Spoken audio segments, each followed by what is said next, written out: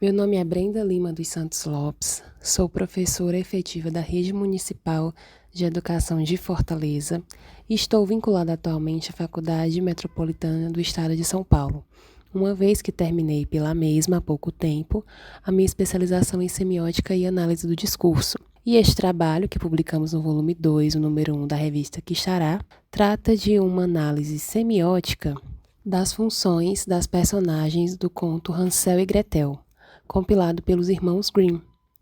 Hansel e Gretel é conhecido por nós, brasileiros, como João e Maria. A razão pela qual pesquisei sobre o tema advém de uma disciplina que cursei no 7º semestre da minha graduação em Letras, Língua Portuguesa, na qual fiz na Universidade Estadual do Ceará, na cadeira de Literatura e Semiótica. Nela nós discutimos alguns conceitos da semiótica e vimos algumas teorias. E quando nós chegamos na parte dos arquétipos e da presença dos arquétipos dentro dos contos de fadas, eu tive um interesse muito despertado, né? Então, fiquei com vontade de entender melhor a questão dos arquétipos dentro dos contos de fadas.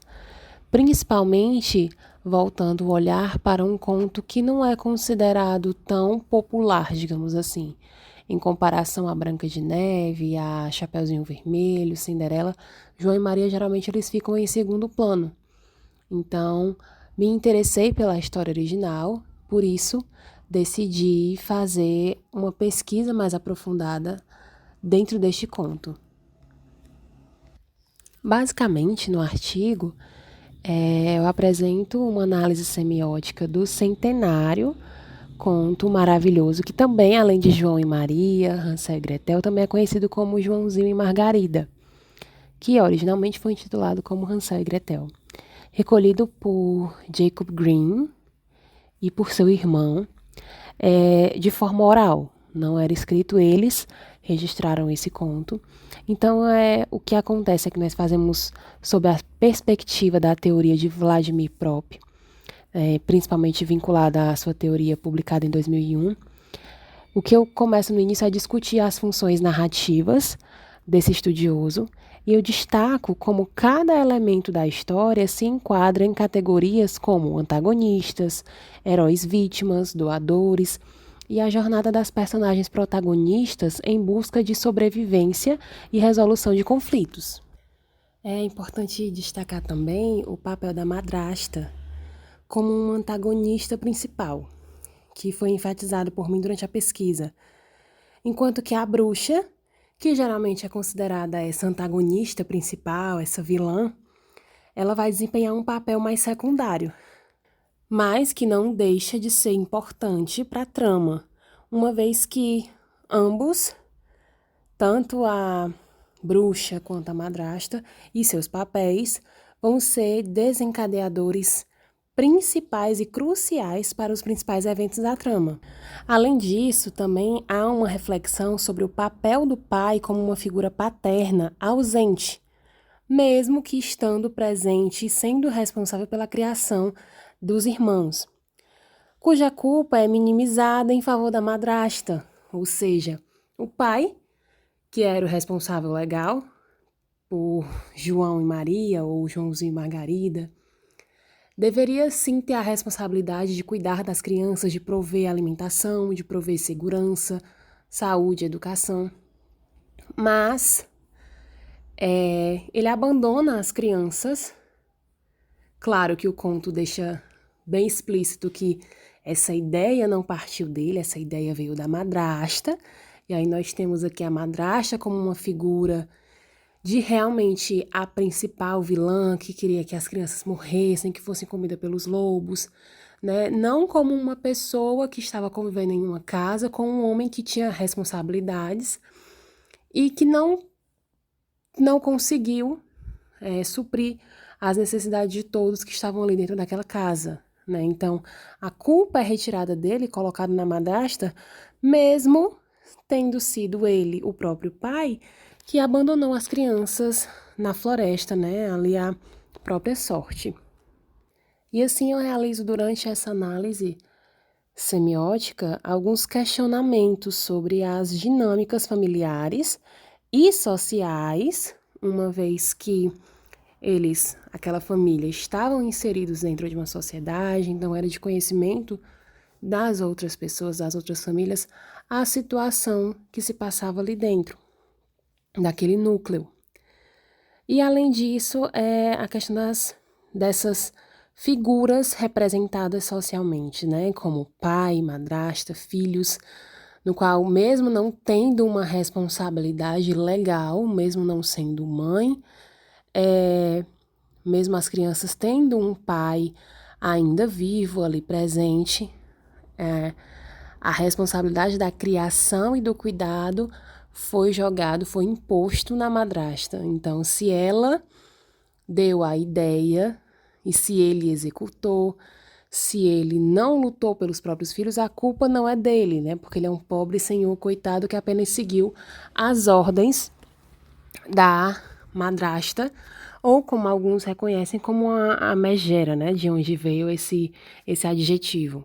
Então, a gente ressalta também aqui aquela referência, né, à questão de Adão e Eva, né, em que ali a gente tem a Eva como uma serpente que sussurra no ouvido de Adão e aí ele acaba perdendo toda a sua graça por uma ação que foi, teoricamente, pensada pela mulher. Da mesma forma que ela tem esse papel, a madrasta, de sussurrar essa sugestão de abandonar as crianças, porque assim eles poderiam ter o que comer dentro de casa, e aí as crianças não iriam ficar sendo esse peso a mais. Então aqui nós temos também essa referência à questão de Adão e Eva. Por fim, o artigo ele vai reconhecer a importância da teoria de Prop na análise dos contos maravilhosos, sublinhando a sua relevância não apenas para compreender essas narrativas antigas, mas também as suas adaptações e interpretações contemporâneas, uma vez que os arquétipos que a gente percebe dentro desses contos maravilhosos, eles permanecem. Então, nós temos a presença da madrasta em outras histórias, mas sempre com esse fardo de ser uma pessoa ruim, uma pessoa que não quer o bem das crianças ou dos filhos do esposo e tudo mais. E claro, né, o pai, a figura paterna, sempre é vista como o coitado que não consegue cuidar daquelas crianças sozinhos, que precisa trabalhar, mas esquecendo que esse papel é desempenhado por muitas, né? Não só mas foi desempenhado por muitas mulheres ao longo da história. Mulheres que criaram grandes figuras importantíssimas, trabalhando fora e criando os seus filhos sozinhas, como mães solos. Em conclusão, eu espero que esse estudo ele seja mais um a somar esforços junto aos pares, no sentido de proporcionar uma base sólida para a análise dos contos maravilhosos, abrangendo tanto obras antigas quanto modernas. No entanto, é crucial nós estarmos atentos, né, e atentas, porque nós encontramos 31 funções em todos os contos maravilhosos, E, frequentemente, essas funções, elas são apresentadas em ordens diferentes das descritas por Propp, em sua obra Morfologia do Conto Maravilhoso. É fundamental que a gente reconheça que a evolução das narrativas, essa evolução ela teve um impacto não apenas na sequência das funções, mas também nos papéis desempenhados por cada personagem, uma vez que a questão do antagonista maior e o antagonista secundário, como foi proposto por nós dentro do texto, não é algo visto por Propp. Então, ele fala que existe uma figura que é um antagonista e existem os auxiliares. Esses auxiliares eles vão aparecer durante a narrativa para o bem ou para o mal. Mas a gente não pode apagar a figura da madrasta como uma antagonista maior, colocando a bruxa como uma antagonista também, porque as duas têm um peso importantíssimo dentro da ação principal. E a gente ainda acrescenta a questão do pai como uma figura que ficou sem uma classificação definida, uma vez que ele pode sim ser também um antagonista. E no caso, se nós fôssemos propor uma nova teoria, ele seria o antagonista pensante, né? O que executou muito além das ações, mas ele foi da parte de planejamento, de execução, a questão dos sentimentos, que também é avaliada por Propp. Dessa forma, a gente entende que a teoria de Propp, ela não serve apenas como uma ferramenta de análise, ela serve também como ponto de partida para o desenvolvimento de novas teorias ou para a integração de novos elementos narrativos, uma vez que, quando ele elaborou a sua teoria, vivia em outro contexto, em outra situação. Então, hoje, nós temos muitas outras ferramentas que podem nos ajudar a ver a narrativa sobre vários ângulos, sobre várias teorias, e assim a gente consegue descobrir novos elementos.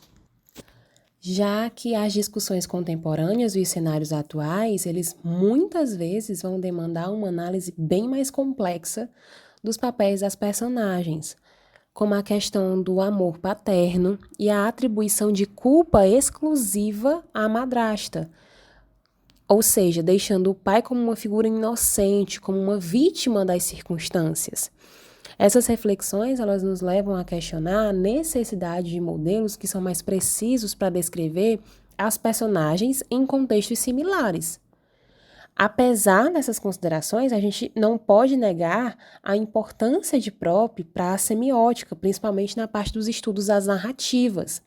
A sua teoria ela oferece uma estrutura profunda e que permite não apenas a análise dos papéis e funções das personagens, permite também que a gente faça uma exploração da complexidade, da profundidade das histórias que estudamos, além de que também com uma análise mais profunda de cada personagem. Sem ela, nós perderíamos uma ferramenta essencial para compreender a narrativa dos contos maravilhosos, tanto em suas formas clássicas quanto em suas adaptações contemporâneas. Porque os contos maravilhosos, os contos de fadas populares, eles compartilham vários elementos narrativos e estruturais que os tornam facilmente reconhecíveis. Entre eles, a gente pode encontrar padrões de personagens como um herói muito corajoso, um vilão muito malvado, além dos motivos recorrentes como jornadas épicas, transformações mágicas. Esses contos eles também costumam incluir ensinamentos morais e valores culturais. E é aqui que a gente traz essa questão da ressalva, né, do porquê que esse pai ele é considerado inocente, porquê que ele é o coitadinho, o pobrezinho.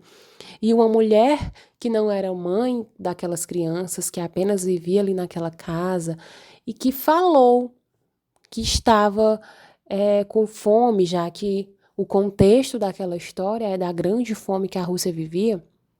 Então, ela apenas fala uma verdade, né? Mas aí ele, o pai, entende aquilo como uma ideia. Sem essas duas crianças, nós poderíamos comer um pouco mais. E aí nós temos algumas construções de estereótipos, né? Como uma mulher que é chamada de madrasta, então ela é má para aqueles que estão ali sob a sua visão e tudo mais. além de tudo, também traz uma visão de mundo e do comportamento das pessoas, né? O que é passado de geração em geração, o quanto a culpa é retirada dos homens e colocada em cima das figuras femininas das histórias, das figuras sociais, das nossas representantes. Então, mesmo a gente tendo uma noção básica de que os contos, né, e esse gênero maravilhoso surgiu na França há muito tempo, né, com o Charles Perrault, e aí a gente tem uma evolução gigantesca dessa escrita e dessas histórias. Ainda hoje nós temos a visão dessas mulheres que se casam com homens ou que vão morar junto ou convivem com homens que têm filhos, como mulheres que não são confiáveis, como mulheres que irão fazer mal à criança e assim por diante. Então, eu espero que este trabalho contribua para que outras pessoas possam se aprofundar no estudo desses contos, desses textos, que são estudos essenciais para a gente entender a nossa sociedade atual, tendo em vista que o passado ele traz, né, essa reflexão para a gente do quanto a gente mudou ou não.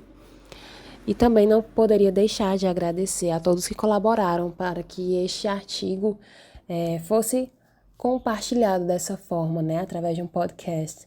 Então, a professora Ils, Edvander, meu muito obrigado e espero vê-los em breve em uma próxima pesquisa, né, e no compartilhamento dessas informações dos nossos estudos. Até breve!